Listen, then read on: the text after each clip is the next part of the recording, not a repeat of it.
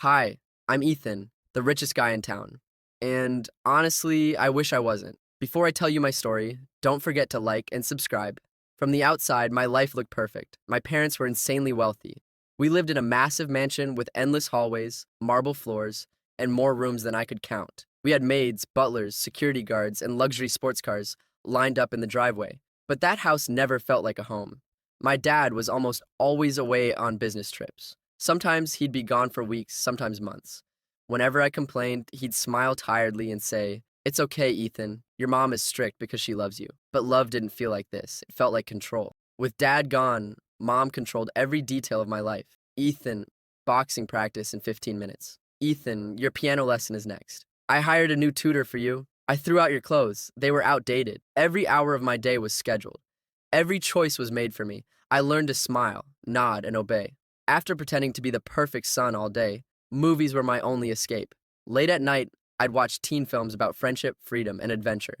Kids my age laughing together, making mistakes, living real lives. I wanted that so badly, but I was homeschooled by private tutors. That meant no real friends, no social life, and no idea how to talk to people my own age. I was rich and painfully awkward. When I turned 15, I finally begged my mom to let me attend public high school. I wanted to feel normal, just once.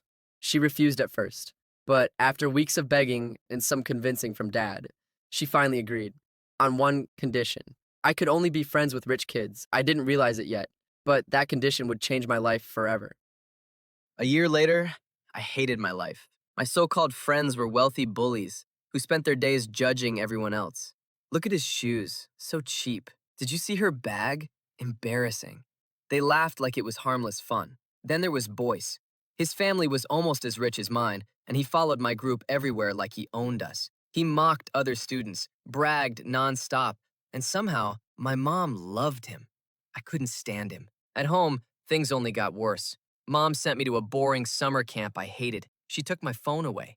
When school started again, she scheduled every minute of my day. I was allowed to use my phone for 1 hour after she checked it and deleted anything she didn't approve of. I felt like I couldn't breathe. Then came the first day of sophomore year. I walked into class and froze. None of my rich friends were there. The only empty seat was beside two strangers, a girl and a guy. The girl was crying softly, and the guy sat beside her, awkwardly trying to comfort her. Against my instincts, I spoke. I tried to help, and somehow said the wrong thing. But instead of getting angry, they laughed. That's how I met Carla and David. They didn't wear expensive clothes. David barely spoke at all. Carla wore worn-out shoes and had messy hair, but they were kind, real. When Boyce insulted them later that day, something snapped inside me. For the first time in my life, I talked back, and it felt amazing. We went for ice cream after school. We laughed for hours. We talked about movies, dreams, and dumb jokes. No judging, no pressure. For the first time in my life, I felt safe, normal, and happy. Weeks passed, and Carla, David, and I grew closer. My old friends mocked me for changing, but I didn't care. I had finally found people who liked me for who I was, not my money. Then one night, Mom walked into my room, smiling. "Good news, Ethan. I picked the perfect girlfriend for you." She showed me a photo. She was rich, beautiful, from a powerful family. I felt sick. That was the breaking point. I told her everything. I told her everything. The bullying, my real friends, how miserable I'd been for years. I spoke without stopping, afraid I'd lose my courage. Mom listened in silence. Then she picked up her phone. "I'm withdrawing you from that school. You're going back to homeschooling." For the first time, I wasn't sad. I was angry. I ran straight to Carla's place. That's when I learned the truth. She lived in a warehouse. Her family had been evicted. They survived by doing gardening and cleaning jobs, including working for my parents. And I had never noticed. I stayed with them. They had almost nothing, but they laughed, shared food, and cared deeply for one another. It felt more like home than my mansion ever had. Then my mom showed up with the police. Carla's parents were arrested. That night, I called my dad and gave him an ultimatum. He listened, and he fixed everything.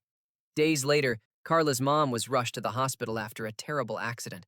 We cried together in that waiting room, and then my mom appeared. She had stayed with Carla's mom all day. She paid every hospital bill. I still struggled to forgive her.